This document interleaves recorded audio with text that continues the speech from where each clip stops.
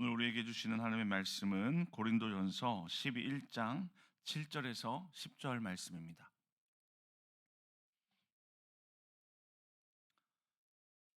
오늘 우리에게 주시는 하나님의 말씀은 고린도전서 11장 7절에서 10절 말씀입니다. 저와 여러분이 교독하도록 하겠습니다. 남자는 하나님의 형상과 영광이니 그 머리를 마땅히 가리지 않거니와 여자는 남자의 영광이니라. 남자가 여자에게서 난 것이 아니요 여자가 남자에게서 났으며 또 남자가 여자를 위하여 지음을 받지 아니하고 여자가 남자를 위하여 지음을 받은 것이니 그러므로 여자는 천사들로 말미암아 권세 아래에 있는 표를 그 머리 위에 둘지니라. 아멘.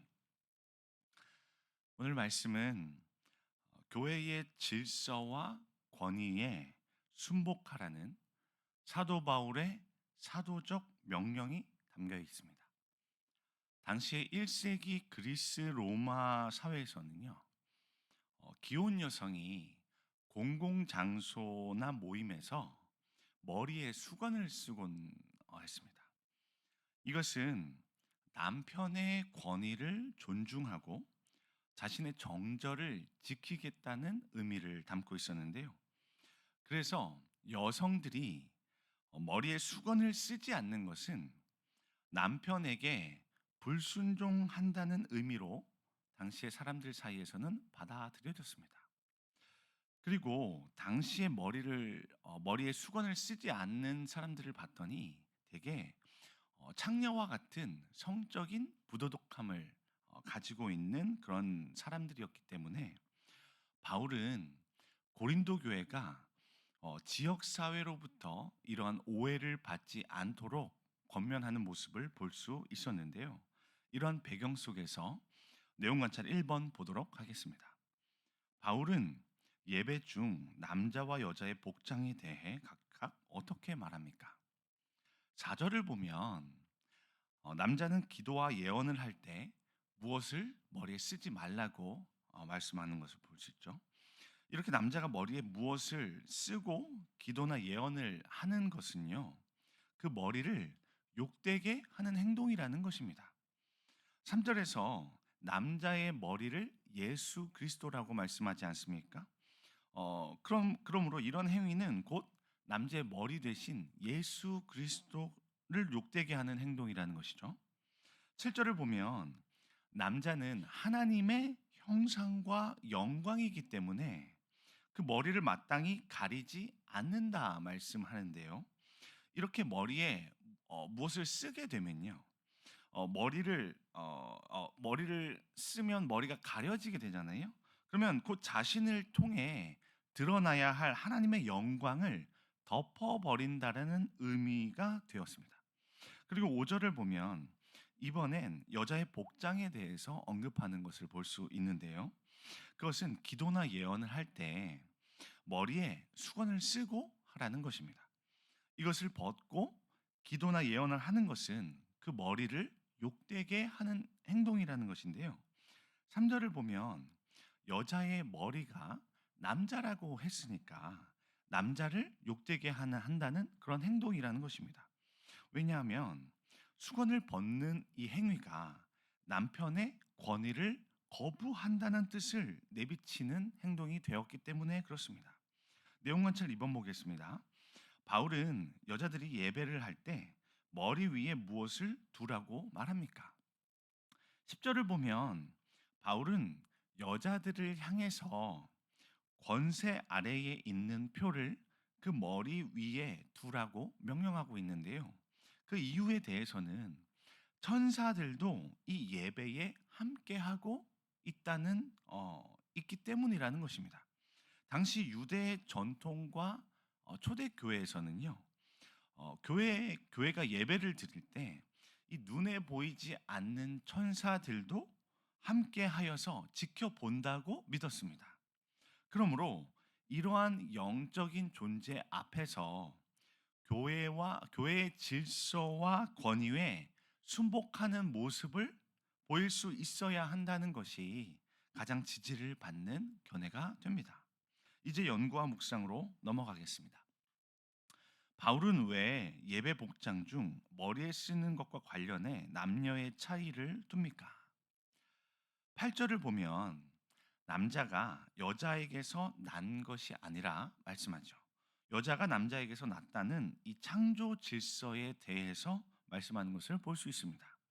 또 9절을 보면 남자가 여자를 위하여 지음을 받지 아니하고 여자가 남자를 위하여 지음을 받았다는 이 남녀 창조 목적에 대해서도 말하고 있는 것을 볼 수 있죠. 바울이 복장과 관련해서 남녀의 차이를 둔 이유는요. 첫째로 하나님의 창조 질서를 보존하기 위함이었습니다. 남자는 머리에 무엇을 쓰지 않음으로써 남자의 머리가 되신 예수 그리스도의 영광을 그대로 드러내는 자로 서라는 것이죠. 그리고 여자는 머리에 무엇을 씀으로써 남편의 권위와 보호 아래 있음을 나타내라는 것입니다.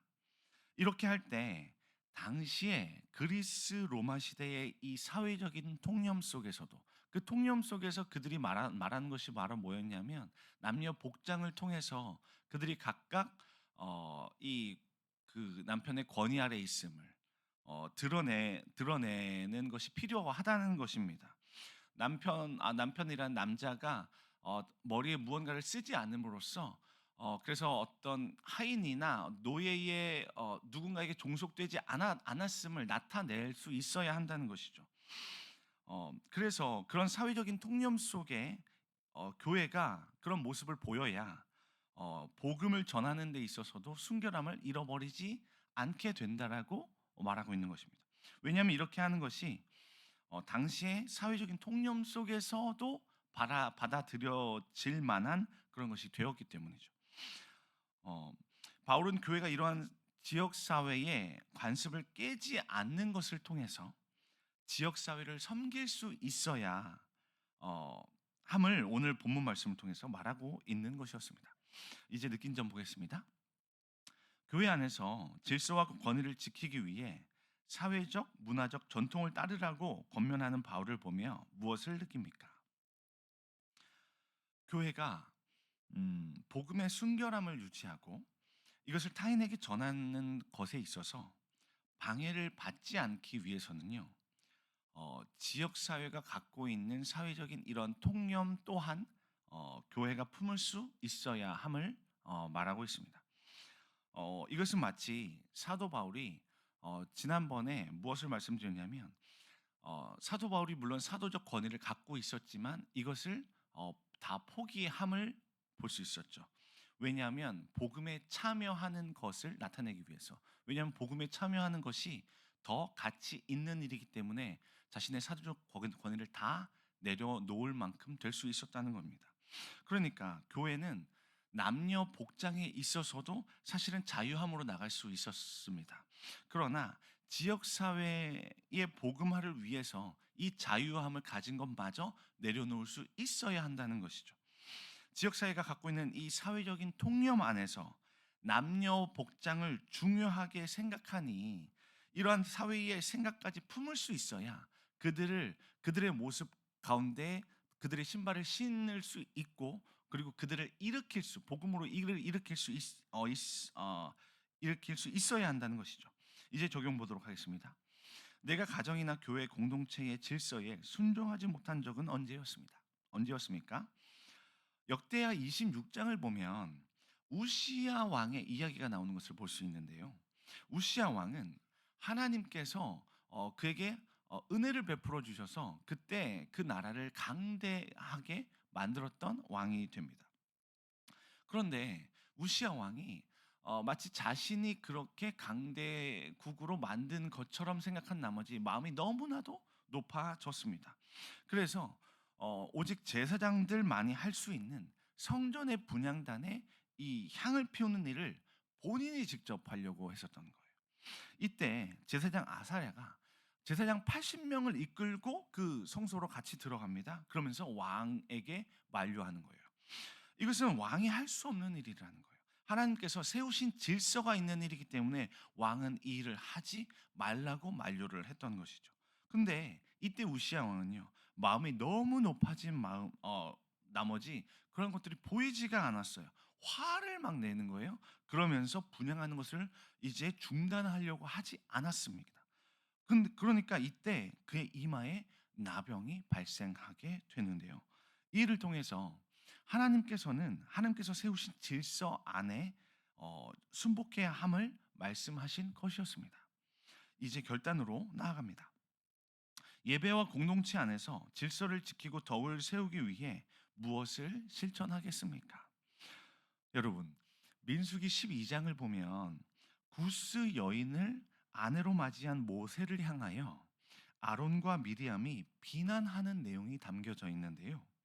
구스 여인은 어, 아프리카 에티오피아의 이 지역에 있는 피부가 검은 여인으로 알려져 있죠. 그러므로 하나님께 택함을 받았다고 하는 이 선민 사상을 가진 그들로서는요, 이 구스 여인과 같은 이방인을 아내로 취한다는 것은 받아들여질 수 없었습니다. 그래서 그들은 모세를 비방했던 것인데요.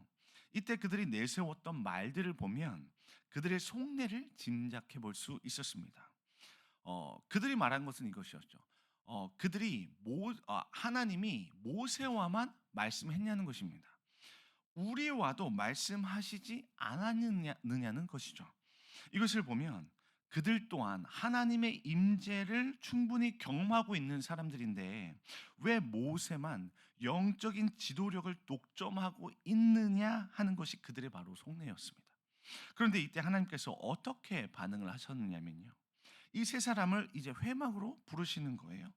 근데 이때 하나님께서는 모세를 책망하지는 않으셨습니다. 왜냐하면 이스라엘이라는 정체성에 대해서 어, 어떤 하나의 혈통을 가진 족속으로 하나님은 보지 않으셨다는 거죠. 이미 출애굽을 했을 때 모든 수많은 잡족이 그들 가운데에 있었음을 성경은 기록하고 있지 않습니까? 그러니까 혈통으로 말미암은 자들의 정체성이 바로 이스라엘의 정체성이 아니라는 겁니다. 그들 가운데에 거류하는 자들, 체류하는 자들, 종이든 누구든 상관없이 하나님의 언약 안에 있는 자가 바로 이스라엘이라는 것이죠. 그러니까 사실 성경은 모세가 구스 여인을 이렇게 아내로 맞이하는 것도 사실은 그 안에 그 허물이 없음을 드러내는 것입니다.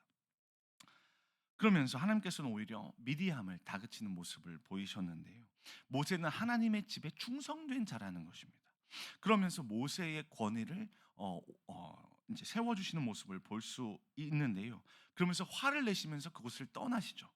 그러자 미리암이 곧 나병에 걸리는 모습을 볼 수 있는데 이것을 통해서 저와 여러분이 알 수 있는 것은 하나님께서 이 영적인 질서를 얼마나 중요하게 생각하신다는 것을 알 수 있게 되는 거죠. 그렇다면 저와 여러분은 하나님께서 중요하게 여기시는 이런 방향대로 순종해 보는 것이 필요합니다. 하나님께서 우리 길동교회를 이끌어갈 지도자로 우리 박봉만 담임 목사님을 세워 주시지 않으셨습니까? 그렇다면 이런 하나님의 영적인 질서에 따라 목사님의 목회 방향에 맞춰서 마음을 같이 한번 실어 보는 것이 필요하다는 것이죠. 그리고 각 부서에 우리 부교육자들 세워 주셨는데요. 우리 부교육자들도요. 담임 목사님께서 이끌어 가시는 방향에 맞춰서 아론과 훌처럼 옆에 곁에서 동역하는 바로 그런 사람들입니다.